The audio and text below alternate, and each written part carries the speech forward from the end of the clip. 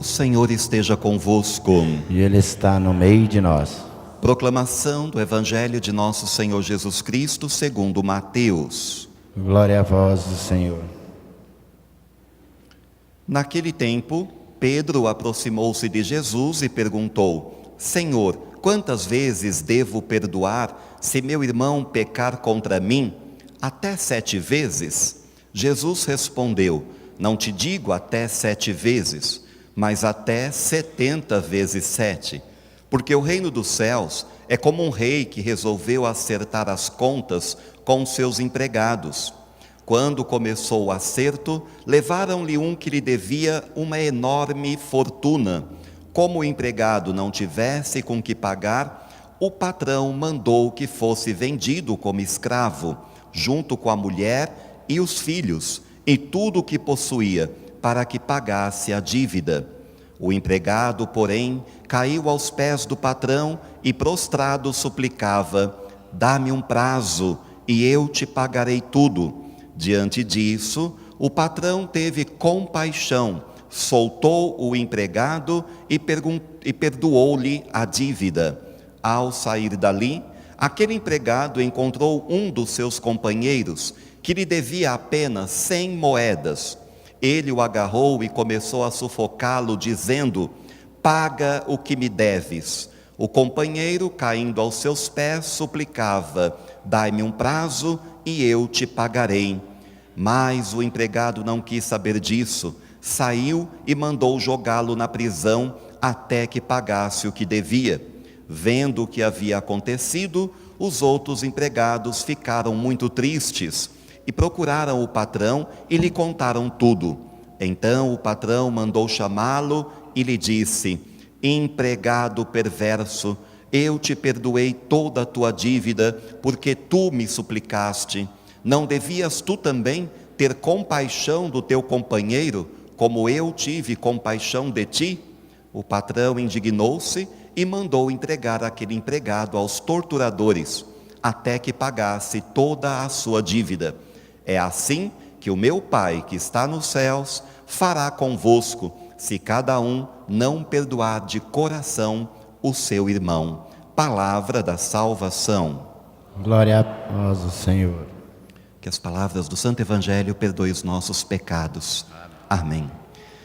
Hoje celebramos com a igreja no mundo inteiro o 24º domingo do tempo comum, tempo da esperança, da graça, da luz, e tempo de aprender os valores do Evangelho. E hoje o Senhor nos fala muito sobre perdão, sobre vencer a raiva, vencer o rancor, vencer o ódio e tirar todo este peso do coração e das costas para viver a alegria do perdão. E por isso que a igreja coloca essa leitura do livro do Eclesiástico, né? Ela coloca dizendo: o rancor e a raiva são coisas detestáveis, né? Rancor e raiva são coisas detestáveis, até o pecador procura dominá-las. Quem se vingar encontrará a vingança do Senhor, e que pedirá severas contas dos seus pecados. Perdoa a injustiça cometida. Perdoa as injustiças que você sofreu, porque quando orares, teus pecados serão perdoados. E assim o autor do livro do Eclesiástico vai ensinando, já desde o Velho Testamento, a importância do perdão, e como também, ao perdoar o irmão, também se recebia o perdão de Deus. Lembra-te do teu fim e deixa de odiar, lembra do fim, lembra que vai acabar esse mundo, né? E que é o que você deixou, só o ódio. E ele diz: pensa na destruição e na morte, e persevera nos mandamentos. Pensa nos mandamentos e não guarde rancor do teu próximo. Pensa na aliança do Altíssimo e não leve em conta a falta alheia. Por que ele está ensinando isso? Porque até então, né, o que a palavra dizia? A gente ouviu dizer, né, que muitas vezes, né, havia uma forma de justiça, entre aspas, que era muito violenta. Uma pessoa fazia uma coisinha, né, e ela tinha que pagar um preço muito alto por aquilo, porque ainda não havia regras, normas bem estabelecidas do direito que fizesse uma pessoa ser punida com equidade. Então, muitos sofreram, né, antes que viesse até mesmo a lei do talião, que era o olho por olho, dente por dente, né? Porque antes não era nem assim pagar na mesma moeda, né, como a lei do talião ensinou, mas era pagar ainda com mais violência a pequena violência que tinha sofrido. Assim Lameque, que era filho de Caim, né, ele dizia assim: se alguém me arranhar, eu mando matar, né? Eu mato. Olha que violência, né? Um arranhãozinho, olha a desproporção. Então, ele diz assim: olha, se alguém me fizer um mal, eu faço 70 vezes 7. Então essa expressão já havia lá no Antigo Testamento, capítulo 4 do livro do Gênesis, né? Quando Lameque, filho de Caim, disse que não perdoaria nunca, né? Nem mesmo 70 vezes 7. E agora Jesus está mandando perdoar 70 vezes 7. É o momento em que Pedro chega perto de Jesus e então pergunta: Senhor, quantas vezes devo perdoar se meu irmão pecar contra mim? Era uma pergunta legítima, ele estava mesmo com dúvida, não era uma pegadinha para pegar Jesus como faziam os fariseus, né? Quando faziam aquelas perguntas capciosas para colocar Jesus em dificuldade. Não, Pedro queria saber, porque haviam duas escolas principais, escolas rabínicas, né? Uma dizia: olha, você pode perdoar uma pessoa assim, uma vez, até duas, viu? Mas passou disso, não. A outra dizia: não, tem que perdoar mais uma vez, são 3 vezes que se perdoa, só na quarta que não. Então quando Pedro chega perto de Jesus, pergunta: devo perdoar até 7 vezes? Para Pedro já era um exagero grande, né? 7 vezes, lembrando que 7 na mentalidade judaica é sempre o número da plenitude, né? Da completude, já que 7 é o total de uma semana, 7 dias, é o número total também das cores do arco-íris, é o número total também, né? De tantas outras coisas, o número 7, os dons do Espírito Santo, enfim. E agora ele diz: eu perdoo 7 vezes, que quer dizer sempre uma infinidade. Jesus, eu nem te digo 7 vezes, mas 70 vezes 7 num dia só. E aí, nós fazemos isso?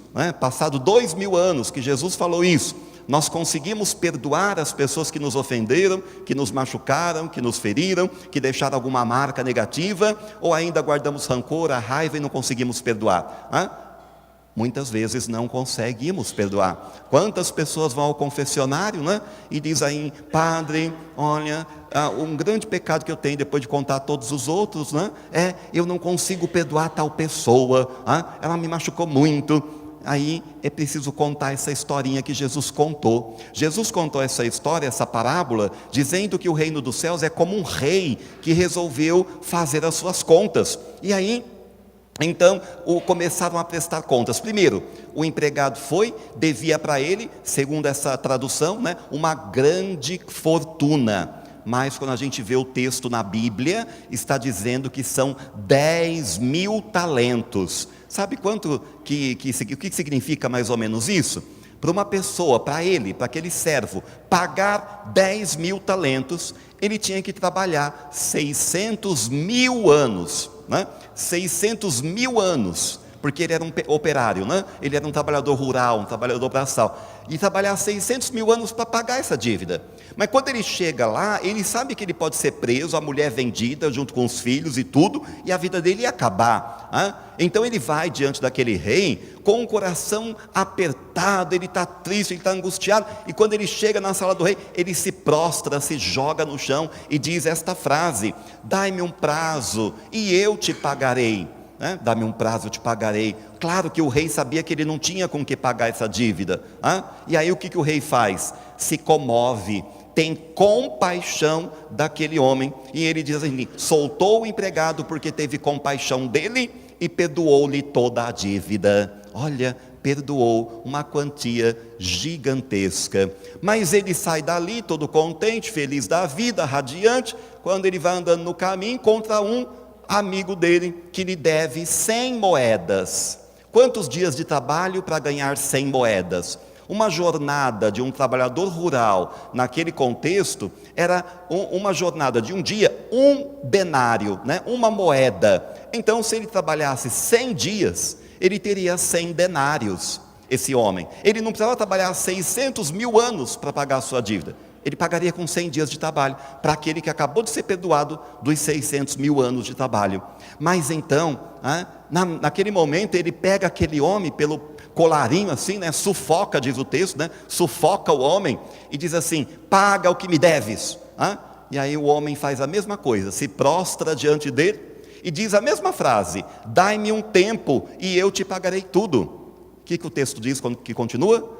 O empregado falou assim: não, agarrou ele, jogou na prisão e disse que só ia sair de lá quando pagasse o que devia. Ele foi completamente diferente do tratamento que ele tinha recebido. E aí Jesus, você sabe que sempre tem uma pessoa para fofocar, né?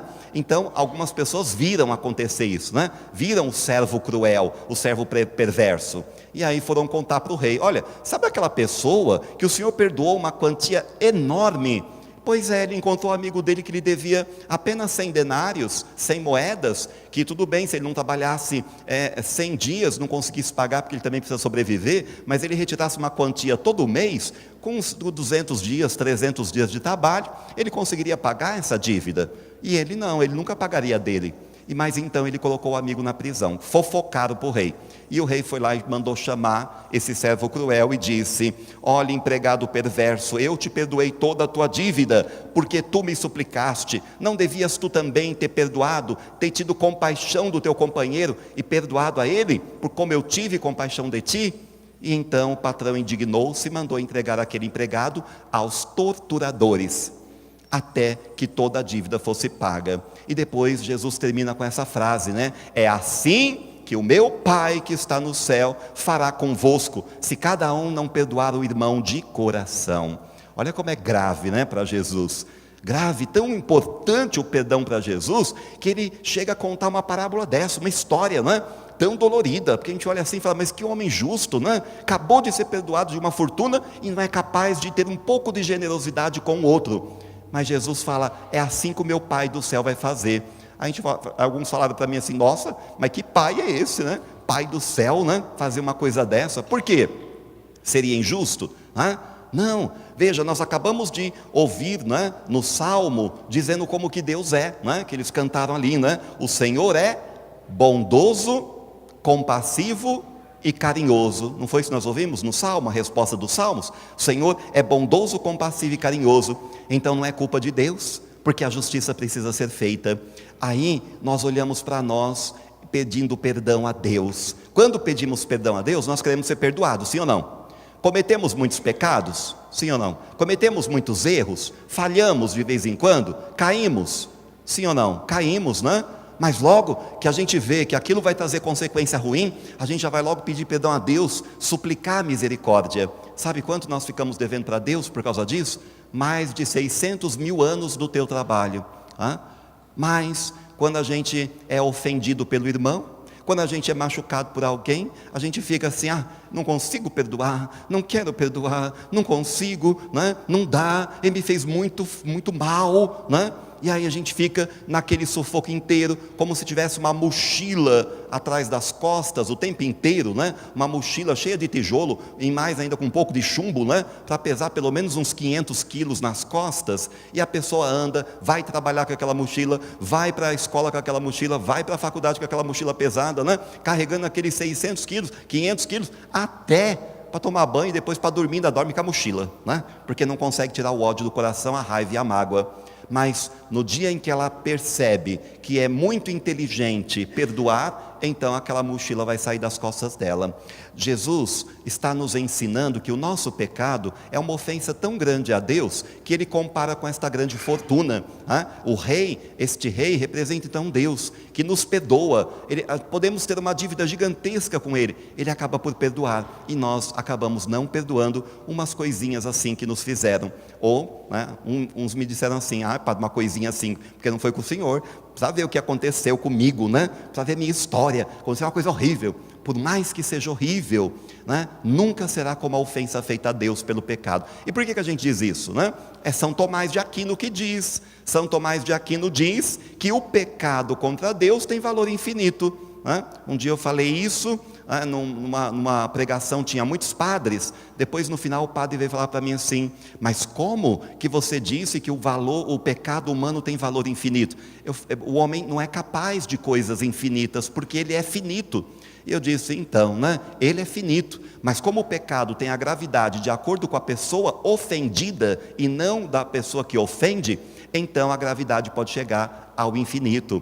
E aí expliquei aquilo que São Tomás de Aquino costuma dizer, né? Veja, Deus tinha dado para Adão e Eva uma lei, né, que proibia comer do fruto proibido. Se comer, morrerás, né? Morrerás. E aí, claro, né, Adão tem tudo para comer, tem os animais, tem os vegetais, as plantas, legumes e frutas, mas aquele fruto lá bonito, ele passa, vai embora, né? Não come porque Deus não permite. Mas quando ele se percebe sozinho e que Deus lhe dá a Eva para ser carne da sua carne e osso dos seus ossos, né? Aí a Eva, um dia passeando no jardim, né, do Éden, ela fala, que delícia, deixa eu comer, vai pegar, né? Aí Adão aparece e fala, não pode comer desse fruto não, Deus falou, se nós comermos, vamos morrer, né? Ah, bom, então tá bom, né? Vai comer outro fruto por aí, que tem muitos, né? Aí a Eva ficou tranquila, mas será que ela ficou tão tranquila assim, né? Porque no outro dia já estava ela de novo, dando umas olhadas assim para aquele fruto, né? E no outro dia também. Chegou um dia que ela estava tão assim, né? Com aquela vontade de comer aquele fruto, que aparece até uma serpente para dizer para ela, olha, por que você não come do fruto? Você não está com vontade? E ela diz, mas Deus falou que não pode comer, porque senão vamos morrer. E aí, o que ela falou? O que ela fez? Ela falou assim, olha, imagina, se você comer desse fruto, você será como Deus, terá o conhecimento do bem e do mal, então come, vai, deixa de ser boba. E aí então, Eva finalmente pega o fruto e come, né? Quais foram os pecados de Eva naquele ato? Muitos, né? Muitos. Primeira coisa, né, que nós percebemos, a Eva tinha todos os frutos para comer, né? Podia comer de qualquer coisa, mas além de comer tudo aquilo, dizia o texto que o fruto para ela era apetecível. Ela teve então o pecado da gula, né? Mas depois vai piorando os pecados dela, porque quando ela dá ouvidos à serpente e não a Deus, Deus fala, não pode comer, porque se comer morrerá. E a serpente diz, não vai morrer não, pode comer, né? Ela deu ouvidos a quem? Escutou a quem? Ao demônio. Então ela praticou também o satanismo, né? Além de tudo praticou o satanismo, ouviu Satanás e não a Deus. Depois ela praticou também, né, o pecado da magia, porque a serpente disse, se você comer, você vai ter o conhecimento do bem e do mal, como se fosse um pensamento mágico, né? Pensamento mágico, que as pessoas falam assim, olha, pega o teu nome, o nome da pessoa amada, coloca mel, né, e coloca num potinho, coloca embaixo da cama, que essa pessoa vai ficar muito doce com você, né? Ficar muito doce. Olha só, uma simpatia, né? É um pensamento mágico. Mesma coisa, você vai comer um negócio, uma fruta, e de repente você vai ter conhecimento do bem e do mal. Praticou a magia. Mas ela praticou ainda um pecado mais abominável, que a serpente diz, se você comer, você vai ser como Deus.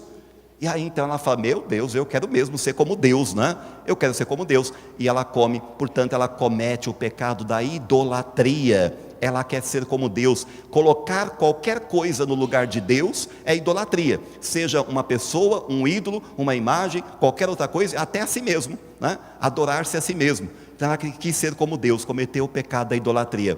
Mas ainda cometeu outros pecados. O pecado seguinte que a Eva comete é o pecado da sedução, né? Da sedução. Ela vai para Adão e diz, Adão, olha aqui, estou inteirinha, não morri não, pode comer do fruto também, é uma delícia, vem cá, dá uma dentada, né? E aí Adão come por influência e sedução da Eva. Eva cometeu então todos esses pecados, e por fim, juntando todos esses pecados, Eva cometeu o grande pecado da desobediência àquilo que Deus tinha feito, porque não confiou nele. E aí, quais foram as consequências? Foram expulsos do paraíso, onde eles nunca morreriam, né? Passariam daquele paraíso terrestre para a glória eterna sem passar pela morte, e agora eles vão comer com o suor do seu trabalho e passarão pela morte. A mulher terá dor de parto, a serpente rastejará comendo o pó da terra, e o homem terá que trabalhar a terra. Foram para um lugar completamente diferente. Já assistiram aquele desenho que tem no YouTube, um desenho chamado A Criação, né? A Criação. Assista A Criação, tem lá no YouTube 20 minutos, né? Só, um desenho animado, mas mostra aquele momento que Adão e Eva são expulsos do paraíso, né? Onde está tudo verde, colorido, cheio de vida, e de repente são lançados lá naquele deserto cinza, sem vida. Ele vai ter que trabalhar aquela terra para tirar o sustento. Ora, esse pecado fez com que a humanidade morresse. Aí você fala, mas o que eu tenho a ver, né, com o pecado de Adão e Eva? O que eu tenho que pagar agora? O que a culpa foi deles, né? A gente não fala isso, né?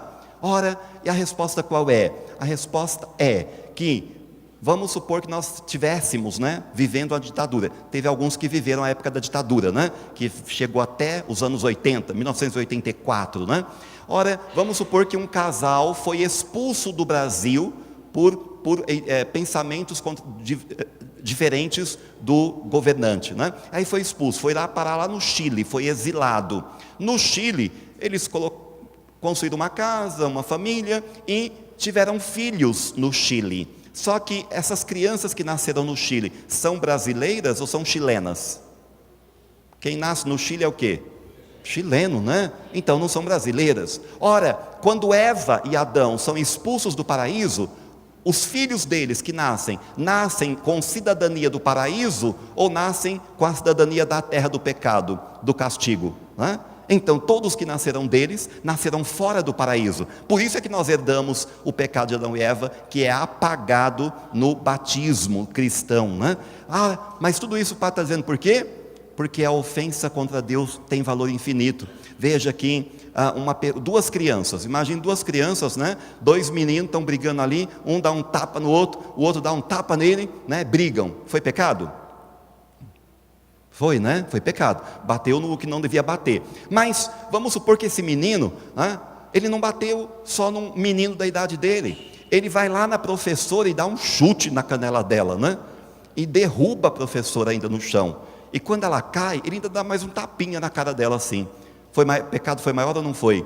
Porque a dignidade da professora é um pouco maior, ela merecia respeito, né?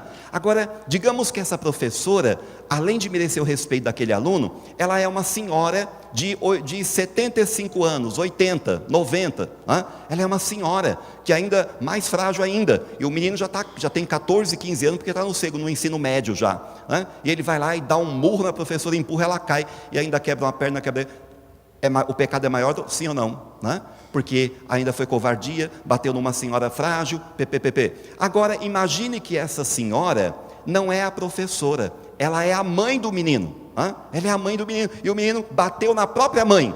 Aí o pecado vai aonde? Lá nas nuvens, né? Porque bater na mãe, olha a dignidade do ser mãe, né? A dignidade é muito alta. Agora você imagine se esse soco que é dado na mãe foi dado em Deus. Deu um soco na cara de Deus, deu um tapa na cara de Deus, o pecado fica infinito por causa da dignidade da pessoa ofendida. Portanto, não tem a ver com a capacidade limitada e finita de quem ofende, mas tem a ver com aquele que é ofendido, né? O pecado se torna ainda maior, de modo que o pecado contra Deus era tão grande, mas Deus não desistiu do ser humano. Lá no paraíso, né, aparece uma imagem muito bela. Quando Adão e Eva tinham pecado, Deus aparece andando no jardim. Uma linguagem bastante antropomórfica, né, mostrando Deus como se fosse um homem, né, andando no jardim. Mas é nesta imagem que se mostra a verdade teológica de Deus dizendo: Adão, Adão, onde você está? Né? Quando Deus faz isso, mostra que Ele tem um amor tão grande, que mesmo sabendo que Adão tinha pecado, Ele ainda vai atrás dele, chama pelo nome, e Adão está onde? Atrás da moita, né? Está atrás da moita, Adão está escondido, e ele diz assim: ai Senhor, eu estou aqui escondido, porque estou com vergonha. Vergonha de quê? Né? Porque estou nu. Você comeu do fruto proibido, como se Deus não soubesse, né? Você comeu do fruto que eu proibi de comer. E aí Deus vai fazer aqueles 3 castigos, e por fim expulsar, né, do paraíso Adão e Eva. E aí, como fica? como fica a questão do amor e da justiça. Deus é amor, Deus quer o bem, Deus quer a salvação, criou o ser humano, colocou no paraíso, queria a vida eterna. No entanto, o homem desobedece por livre vontade e arbítrio, já que eles tinham também sabedoria infusa, e aí cai no pecado, no erro. Mas Deus não desiste, está ali chamando: Adão, Adão, onde você está, meu filho? Por que foi fazer uma coisa dessa? Agora eu sou obrigado a te expulsar, não porque eu quero, não porque eu seja ruim, porque Deus é bondoso, como que é mesmo que o Salmo diz, né? Deus é bondoso, compassivo e carinhoso, né? Mas a lei tinha que ser cumprida. E agora, com o passar do tempo, Deus permitiu que eles fizessem um ritual de purificação do pecado. Como que eram esses rituais? Pegava-se um animal, geralmente um cordeiro de 1 ano, né, macho, e levava para o sacerdote impunha as mãos sobre aquele animal, transferindo o pecado do penitente para o animal, que é inocente. Então, o inocente é sacrificado no altar para que o pecador tenha os seus pecados perdoados. Era o cordeiro que tirava o pecado, aquele cordeiro. Só que percebeu-se que poderia oferecer um cordeiro, um cabrito, um boi, né? Tinha um dia que no ano que o sumo sacerdote oferecia 13 bois em sacrifício, 13, né? Um boi para cada tribo de Israel, para perdoar os pecados, e mais um boi para ele mesmo, sumo sacerdote, né? Um boi era só dele, né? E depois 12 bois, um para cada tribo. Mas isso acabava com o pecado? Eliminou o pecado? Extinguiu com o pecado? Não. Então eles tinham que repetir os sacrifícios continuamente, para que o bode expiatório expiasse o pecado do verdadeiro pecador. Transferia-se o pecado do humano para um animal inocente, e ele morria no lugar de quem estava a sentença de morte sobre a cabeça. Por que sentença de morte? É o paraíso: se comer, morrerás. Se comer, morrerás. Então tem que morrer alguém. Então, se tem que morrer alguém para satisfazer a justiça divina, vamos sacrificar os animais. Deu para ver a lógica, né? Mas aí eles matam animais, centenas de anos, mas nunca o pecado sai. E um dia Deus olha para a terra e fala assim: meu Deus, né? Mas a dívida é tão grande, são 10.000 talentos, eles me devem 600.000 anos de trabalho, eles não têm com o que pagar, porque o valor é infinito. Eles podem matar 1 boi, 2 bois, 3 bois, 4 bois, 5 bois, 1.000 bois, 1.000 cordeiros, 1.000 pombas, mas eles não vão conseguir me pagar, mesmo que sacrifiquem tudo que tem, né? Mesmo que a mulher que gosta das suas roupas tão bonitas e cheirosas e coloridas, voltasse para casa, pegasse tudo do armário, jogasse no quintal, colocasse fogo, né? Quem quiser pode fazer isso hoje ainda, né? Quem quiser pode fazer isso. Chega em casa, você pega todas as suas roupas, as que mais gosta, põe tudo no quintal e taca fogo, em sacrifício a Deus. Diz assim: sacrifício, vai adiantar? Então vai ter que fazer um pouco mais, né? Você vai ter que pegar todos os móveis da casa, colocar no quintal, jogar bastante gasolina e álcool e fazer um fogaréu, em sacrifício a Deus. Vai adiantar? Não? Então tem que destruir a casa, né? Então pega umas dinamite, né? Chama um engenheiro, porque não pode balançar a casa do lado, né? Para derrubar a sua casa e pôr no chão. Hoje, você vai falar assim: isso é um sacrifício para Deus. Vai adiantar? Porque a dívida é infinita, tudo que fizer é pouco. Ainda que mande destruir as duas torres lá de Nova York, né? Mesmo se cair as 2 torres, né? Ainda o sacrifício de todas aquelas vidas não serão suficientes, porque todos eram humanos de valor finito. Deus olha para a terra e diz: o que eles têm de valor infinito para me pagar? Nada. Ele fala: então eu mesmo tenho que ir lá, eu vou lá na terra, eu vou nascer de uma mulher, eu terei sangue, terei vida, e o meu sangue terá valor infinito, e eu pagarei por eles. Isso se chama redenção, pagar o resgate por alguém que não tem como pagar, porque está em dívida, né? Então o Cristo é o Redentor, porque agora Ele é o Cordeiro de Deus, que tira o pecado do mundo, definitivamente. Por um só ato de amor, acaba toda a dívida da humanidade com Deus, e Deus novamente está ligado ao homem, o homem se liga a Deus pela misericórdia dele mesmo, pelo seu sangue derramado. E sabe onde acontece isso? Para que os nossos pecados sejam perdoados? Na Santa Missa. O sacrifício definitivo e único como diz a carta aos Hebreus, único sacrifício que perdoou definitivamente os pecados da humanidade, cancelou essa dívida gigantesca, agora ele é aplicado a cada um que deseja, porque ele morreu por todos. Mas daí o Evangelho fala, ele derramou o cálice do sangue por muitos. Por quê? Porque fez por todos, mas nem todos querem a salvação, nem todos o buscam, nem todos o querem. Quantos estão na missa e quantos que não estão nas missas hoje, diante do altar de Deus? E no altar é onde acontece o sacrifício. O padre consagra o corpo, está separado. Consagrou o pão, se tornou o corpo de Cristo. Consagrou o vinho, se tornou o sangue de Cristo. O sangue está separado do corpo. Quando separa o corpo do sangue, o que acontece? Morte, O Cristo está morto no altar, não é uma representação, não é um teatro, é algo que está acontecendo ali. O Cristo está morrendo no altar, para poder pagar com o valor do seu sangue infinito, pagar os nossos pecados. E aí, depois, quando o padre parte a hóstia, pega um pedacinho, faz os 3 sinais da cruz e coloca lá no cálice, o corpo está se unindo ao sangue para dizer, Cristo está ressuscitado, para que quando nós comungarmos, vamos comungar o corpo e o sangue, alma e divindade de um Deus vivo. Agora, veja esse sacrifício todo. O padre contou longa história, credo, longo, mas sabe por quê? Porque olha só, para falar da dívida, Deus pagou por nós um valor tão grande, de valor infinito, que é o sangue do seu Filho, e quando alguém peca contra nós, nós não somos capazes de perdoar. Voltamos à parábola, porque Deus nos perdoa, e nós não somos capazes de perdoar o irmão, o amigo, o parente, porque nos machucou, nos feriu, fez isso, fez aquilo. Tem alguém para perdoar hoje?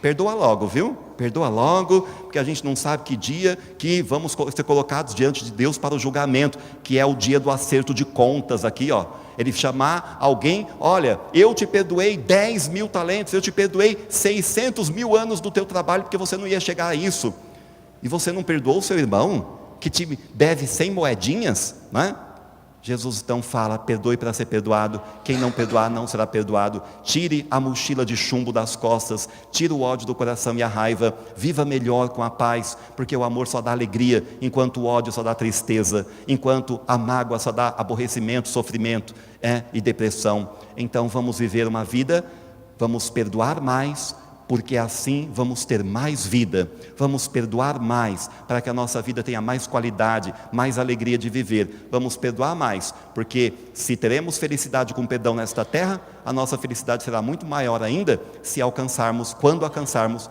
o reino da glória eterna. Amém? Nossa Senhora do Rosário, São José, em nome do Pai, e do Filho, e do Espírito Santo. Amém.